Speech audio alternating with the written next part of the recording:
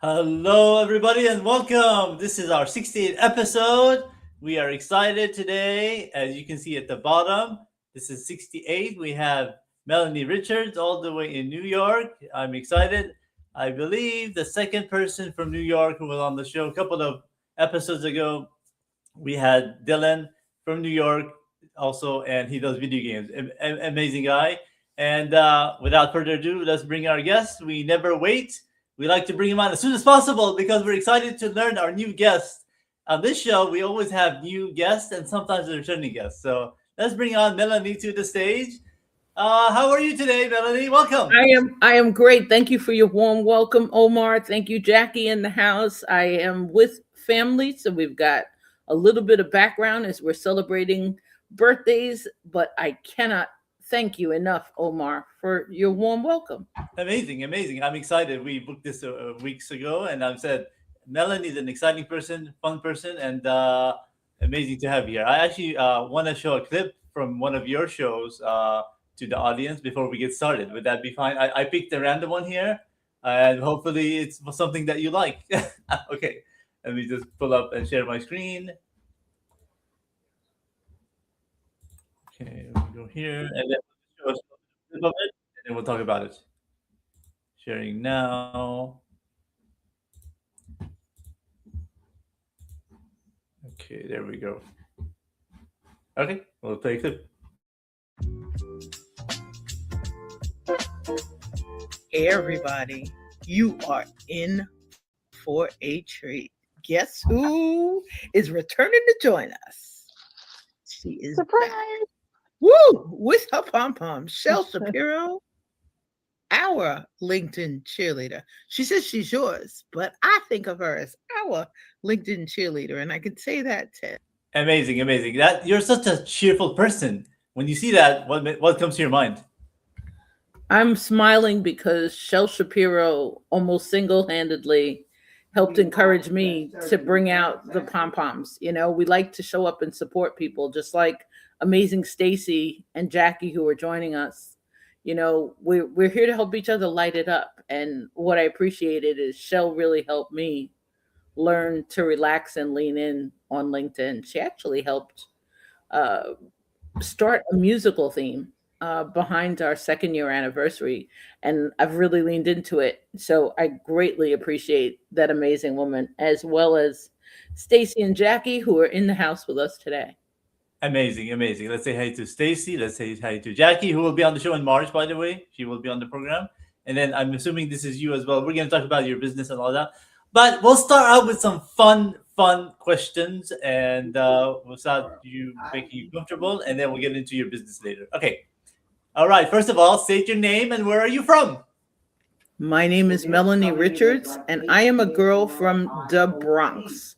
But I The now Bronx. live in the Hudson Valley, about where New York turns west. Put the push pin in, that's where we live. Amazing. So you've lived there all of your most of your life, or all of your life, right? Amazing. No, most actually started in the Bronx and then went to college in DC and then Westchester and now in the Hudson Valley. We've been in the Hudson Valley about 29 years now. Amazing. All right. First question. Okay, I'm relaxing in a hammock in Hawaii when a waiter approaches me with this. What would you want him to give you?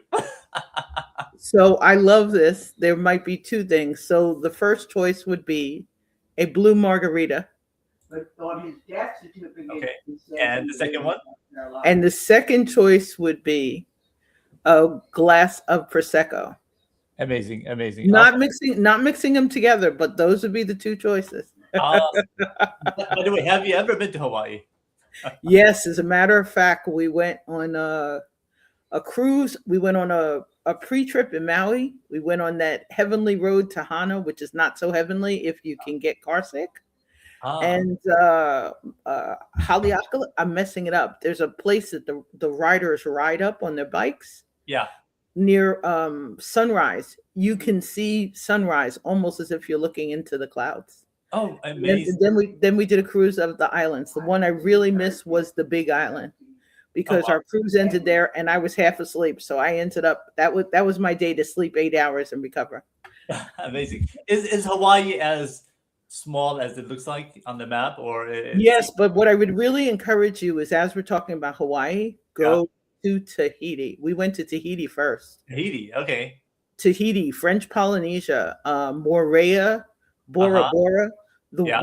The water is the color of the font on your screen, which happens to be my favorite color. Oh, So thank you wow. for that. Hmm. Amazing. Amazing. That was a coincidence or not a Blue coincidence. margarita, no salt. Also, I forgot, Jackie, no salt.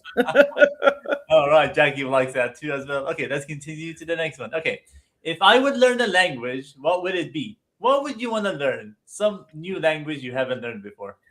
I took French in junior high school, but I wish I spoke Spanish fluently, and I'm ready to learn. Spanish. Okay, why Spanish? Partially, one of my amazing clients and a group, Latinos in business succeeding together. Yeah.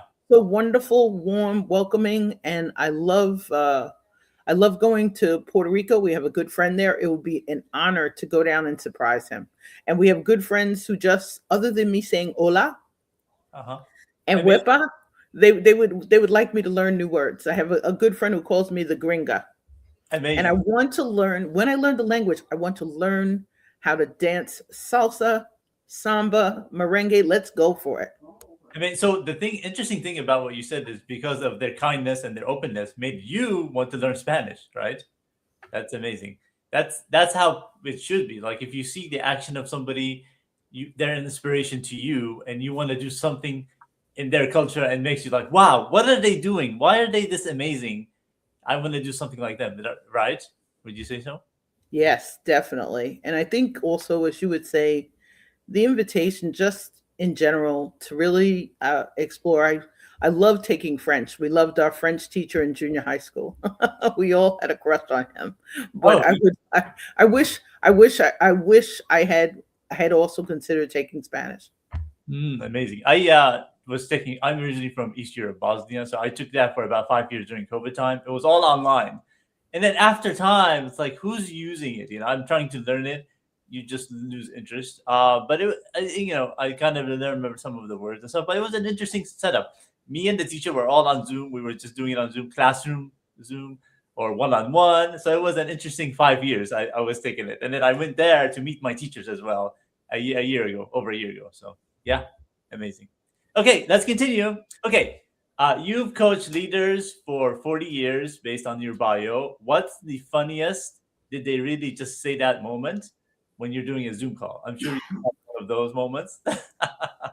So on a Zoom, so I've been on Zoom for over 10 decades. And I think the funniest thing that I've ever witnessed on a Zoom call Yeah. was a wonderful leader who didn't have, I would say, didn't have our filters, shall we say, Oh, from a perspective of expressing themselves. uh-huh. In terms of words, like filtered out. In terms of words, in terms Yeah. of of not necessarily giving others space to express themselves. Yeah. Oh, This person, every we were on a call with their team, and every single person on the team, when they spoke, this person interrupted them, and the wow. team members were kind of like this. Their leader would interrupt them, Yeah. and they would turn off their video. And I think that would have to be the funniest thing. That series of what they said. I just it continued. We actually ended up in a private leadership conversation afterwards. And I asked them, I said, how often? I said, have you heard of the 80/20 rule? Yeah. And I think, well, fortunately, we had the conversation privately. Isn't that interesting? Yeah, when you have a group of people, you don't have one person there who bends the rule or tries not to do that. I've been in that situation in terms of training. Like I had a training class, and so in that case, you'll always have one or two people who think they're right, they're always right, and you're wrong, no matter what the rules are. And so you have to like handle it in a certain way, and so it doesn't go in escalate the situation in a kind way, and that always happens. So appreciate your thoughts on that. Let's continue. Okay, now if trust were a dance move from the Bronx, which one would it be, and why would you have such rhythm? So, if trust were a dance move from the Bronx, I would make, I would trust would be either the cha cha or the samba. Mhm. And I say samba from the perspective of samba requires a tremendous amount of practice and a tremendous amount of openness and trust between the partners as they're moving, communicating, as they're navigating, their dance journeys. I would say the cha cha because trust can be basic because some people show up as trust willing and they Mm. show up as trust willing, and we think of that, if we watch our children and watching kids dance, that dance of kind of the sailor, that would be kind of cool. That's like the sailor.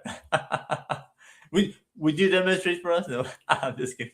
Actually, I was at a birthday party yesterday for our youngest family member Yeah. at 1 years old. Their Oh, dance is very different. They're dancing the sailor dance. interesting. A 1 year old, amazing. I have a nephew. He'll be 3 in May, and so he's at that moody state, but also I want to do my own thing, like kind of thing. That he's at Well, that they're age. walking. They're walking at 1 minute, and next thing they all fall down and they're crawling. So Yeah. that's what I meant about the sailor. Oh wow, that's amazing. That's awesome. All right, thank you for the share. Let's continue. Okay, now what's a remarkable cuisine from, I guess, New York, meant to be for the country, but something from, let's change it up in terms of a cuisine in your state. So some would say, and I'm going to give you a cuisine from mom because I learned this is mom's recipe. And hey, Jedi J, well and welcome. I A dish that mom taught me about because mom is from the south. A dish we make called red rice and sausage. And anybody actually on the Northeast, I need Carolina sausage. So if you find some, it's in a yellow box and it's red rice and sausage. But I've modified it now, so it starts with green with multicolored peppers and onions, rice, tomato paste, crushed tomatoes, diced tomatoes, and sausage. So we call it red rice and sausage. And what I love is it's a Hmm. one pot dish for that challenging cook or the small kitchen. Hey Leslie, warm welcome. Oh, amazing, amazing. I want to say hi to Jay and then hi to Leslie, and I'll talk about that more a little bit. Thank you, Leslie, for joining us. She does a show on Mondays and Fridays at 11 Eastern. She moved it 1 hour back. Check out out. We've been friends for a while. She's amazing, amazing.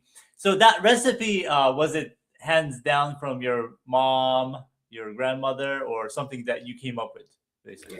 Actually, it's a generational recipe, and I added the diced tomatoes, Yeah, I added the peppers, I added the onions, and sometimes I put crushed tomatoes. amazing, amazing. Those are our tweaks as we prepare it by the tin. That's amazing.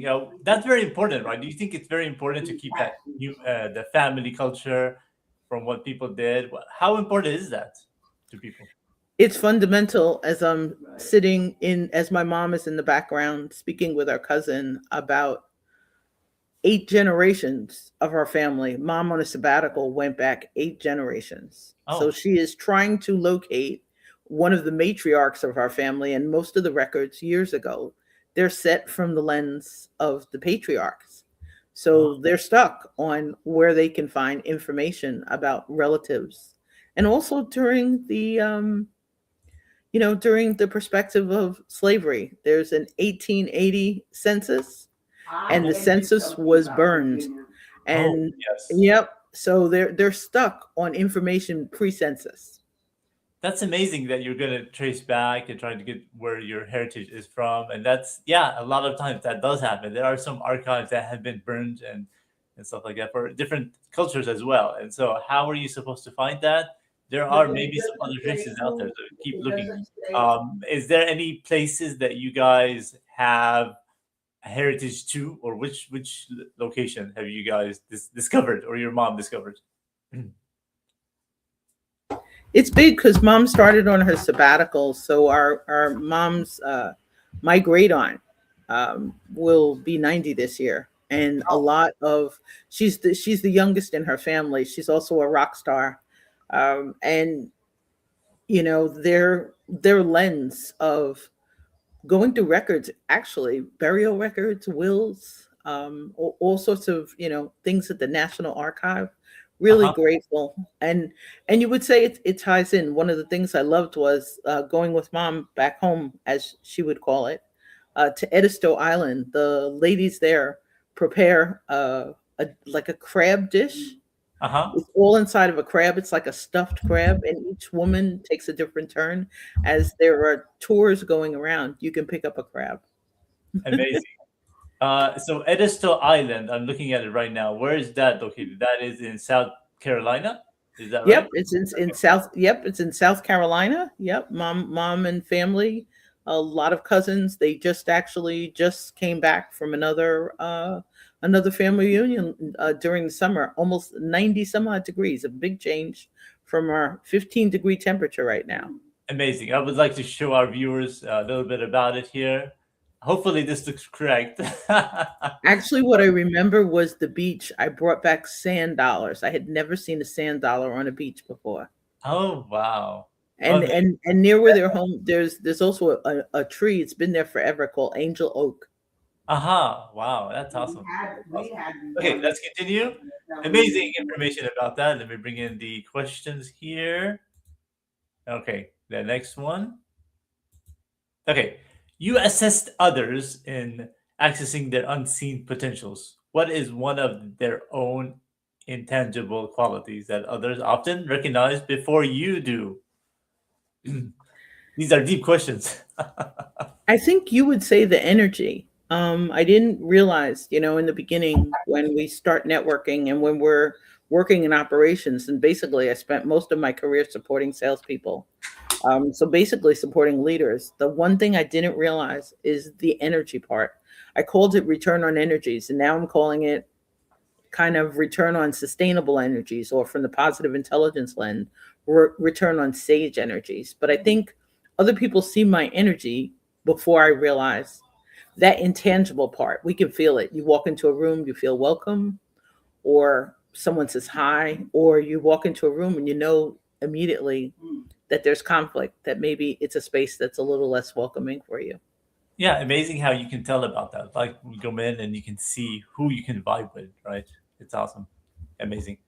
Okay, let's continue. Okay, if someone invited me or you, for example, to act in a movie, what would be your role and what would you play? I know you have a little bit of celebrity, a little bit of influence in terms of being seen with different celebrities. So this might be a good question for you.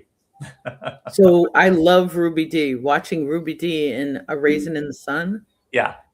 inspired me to pursue acting for a very short period of time. I really learned later that writing is the hat that I should have embraced. I think I would love to play, and you'll laugh. I love the Greek tragedies years ago. There was a scene Oh, from Antigone, and I never could get it right as a kid. I think through this lens now of decades later, I think I'd like to try that lens of Antigone in from a Greek tragedy. that's amazing. That's awesome. That would be interesting to try. Right. Yeah. That they have a different, interesting approach to them, and so why not? What was your favorite in high school or college? If you read any of those Greek strategy books, or maybe Shakespeare as well, any of them ring a bell So to in you? high school we read. I loved English literature. I loved Tale of Two Cities, which Uh-huh. eventually became a movie. Yep. And for color girls who have considered suicide because the rainbow isn't enough, there's a line in there that always stays with me. I found God in myself. I found God in myself. I found God in myself, and I loved her fiercely. So I've read a lot of plays, and I want to thank you for reminding me to curl up and check one out shortly. Oh yeah, absolutely, definitely. Jackie comes back here, says, "Does the flowers? I wonder if you were in part of it. We usually had sunshine yesterday, and so far today too. All right, awesome. And it's still cold here. Oh, exactly. So I mean, Phoenix hasn't been that cold. It's been kind of right now it's 65, but it's kind of like not as. So we're gonna have a hot summer for sure, probably. Yeah. So it hasn't been that hot, that cold. I mean, okay. Now, Jackie has snow. Jackie's mentioning Leslie Snow. right. Leslie has snow. She's got gorgeous pictures of the snow. She does. Yes, I saw the pictures there, definitely. But here we don't have much here. Okay, we have a couple more questions about you here now. What is a hybrid event strategist? What does that mean to people in So layman's terms? I started out in gifts and incentives many years ago of supporting salespeople and people to learn how to differentiate themselves as they're using gifts and How gifts much? around events. And I found an opportunity at a trade show we attended in 2003. They invited you to start exploring, do you know what makes you different? And finally, in 2008, I started following an amazing influencer at a promotional products trade show called Cliff Quick Sell. And Cliff said, add something to the gifts and incentives because our industry is going the way of healthcare and the way of banking, and you'll be out of business shortly. So I started doing trade show expo boot camps and started helping people how to differentiate themselves when setting up a display. And in 2006, I started with the live events. So in 2008, we went live, and around 11 years ago, we went virtual. So 2008. hybrid events are a combination of live and virtual. And thanks for asking. And the conversion part is people are trying to either attract donors, attract team members, attract ideal future clients. And that's the conversion part. I am not a sales coach. Got you, got you. Amazing. All right. Here's one interesting one here. So tell us about this fearless Hudson Valley and moment. Do you want to clearly show why Melanie is present? So tell us about that. I know in your profile it talks about your part of this fearless Hudson. What is it about, and when you started So it? I'm honored to be on the board of Fearless Hudson Valley. Kellyanne Costellarier is our amazing executive director. She's about to receive an award at the end of this month for being the best not-profit place to work. Fearless is an agency that advocates, provides education, and non-residential and residential support for victims and survivors of intimate partner violence, teen dating violence, and human trafficking. Fearless is a passion. My nana was a domestic violence.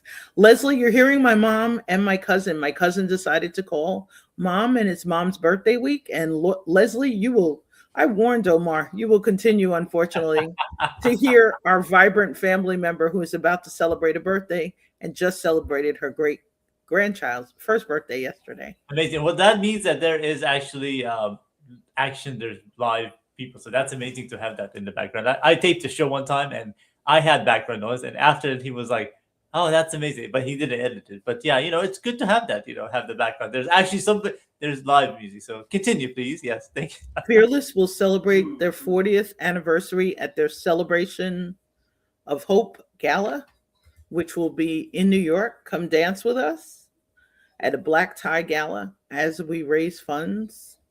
My nana was a domestic violence survivor, and we have a cousin who lost her battle.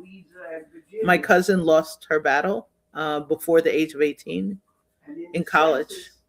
So raising funds for domestic violence, for intimate partner violence, for teen dating violence, for the education and advocacy is really important. We answered, and last year they answered almost 12,000 hotline calls in 2 counties.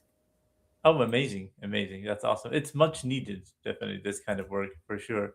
And we have one more question, and then we'll ask you a couple of questions to get to know you in a short way. Okay, this is a question for everybody. If I were to create a product or a concept to benefit humanity, what would it be? There were 67 people ahead of you, all came up with unique answers. What would Melanie want to come up with? And let's just turn on the CC captions now. All right. I would create a kit that people were able to use. One of my collaborators was mentioning because of the things that were happening in the South with the snow coming, there was a food shortage. I would create a global food bank, a place where there's like a box in our town someone has where people put canned goods, they put pasta, they put staple goods. It's just like a box on the street, and you're able to just stop by the box as opposed to going to a pantry. But because of the lack of scarcity and the lack of food, I would create that so that no child ever goes hungry. Exactly, no child, and also the homeless people. The other day, or I have a person who was on the show. They help out people in Chicago, homeless people, and so it's sad that because they go ahead and take the people and give them food, but they're out in the snow, and they're all sleeping. Then I'm thinking to them and to myself, why not build some kind of an open house where they can actually stay there, like a storage, stay out of the heat, or the cold. I mean, sorry, the heat, the cold, and also the heat. You know, you never know in the summertime. But that would be something for a good project to do to keep in there rather than them sleeping on the snow, having the covers, and then buying them stuff while they're sleeping on the snow, the homeless people, stuff like that. And that's needed, but I guess it's more of a higher level. So, but people can, I'm thinking, why not buy a home that's empty or someplace with a cover and just they can sit there. It's a lot warmer than being outside, even though maybe there's no AC. It doesn't have to have electricity. It could be just a storage space. They can just settle in there and then hand them the food. What do you think? No. I do think it's a great idea because I think also that's one of the things about being on Fearless when on the board. Yeah. There's a there's a pantry, a small pantry within the agency where, moms can come and pick up essentials and feminine hygiene products and diapers and all sorts of things. But I think I had no awareness of the need from a food scarcity perspective. Yeah. Going to high school in Manhattan, you would see homeless people in the streets, but it wasn't, and going to work, I would see homeless people in, Grand Central Station while traveling. Mm. But the consciousness of the people who are really going without. I'm really grateful that Fearless helped me understand through partnerships with pantries, partnerships with humane pet societies. We don't even think about the number of people who are in need. So thank you for that great question.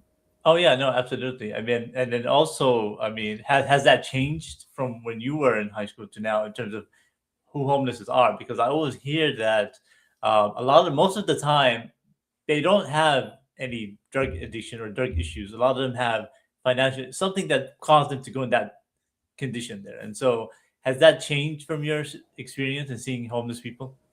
Over the decades, I Yeah. think we have a lack of awareness about the number of people that we see who are homeless. Hmm. They're some cases well showered, they're well shaved, they're well taken care of, they're well dressed. You have no idea that that person who is a colleague, who in some cases is a leader in your organization, may be living in their car or someplace else. We just have no idea. There was a woman years ago, I never forget her in Grand Central Station. Her children were immaculate. She was immaculate dressed. My consciousness that she was homeless was one day the conductor, who I always would talk to on the train. He walked up to her and brought her a bag. He kept an eye on her children when she took it back to secure it. After that, I started bringing her different things from home, not from a perspective of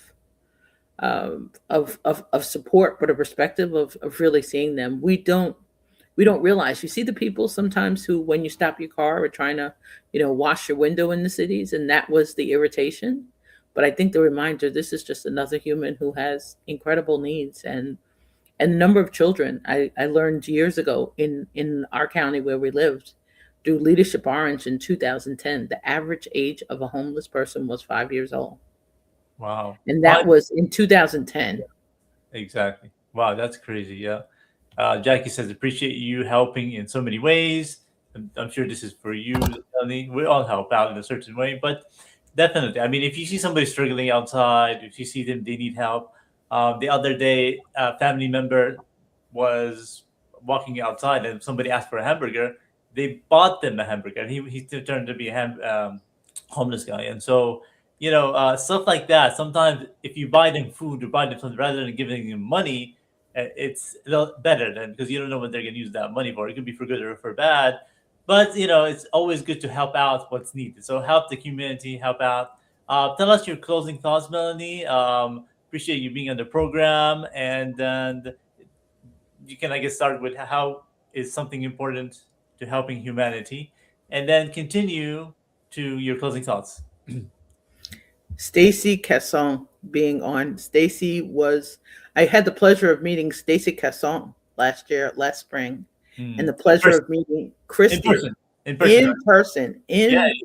in person in Florida. And I think that's the one thing I would leave you with. As we are on social media, and some people are active, others are inactive, others are what they like to call us the silent generation. That was me.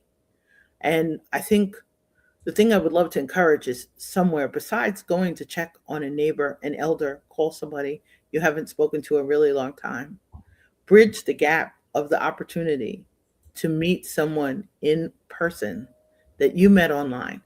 I had the opportunity, besides meeting Stacy last year and Christy last summer, Lachelle Atkins, America's Oh, Supermom, with amazing! Yes, 15 amazing. children. Yeah, he was on the show too, by the way. So if you want to check out our show, I want to meet her definitely. Yeah, Yes. Oh gosh, Lachelle. We had the pleasure of meeting two of her kids and her yeah. mom and some members of her Elephant Strategy Club. Wow, Bridge amazing. that gap to eliminate isolation. That would be my invitation. Some cases it's not welcome. Some people are. I'm an introvert. I'm a trained ambivert Yeah, from years as the daughter of a scholar. I'm a trained ambivert, and just lean in when you can, and just like Jackie does in her profession, like others do, yep, from a healthcare support, from a mental health support, the awareness, do it absolutely gently and with great care. And check out Stacey Casson, the Queen of Joy, and her beautiful family. Check out Jackie, who has a fabulous, fabulous show on Mondays and Wednesdays.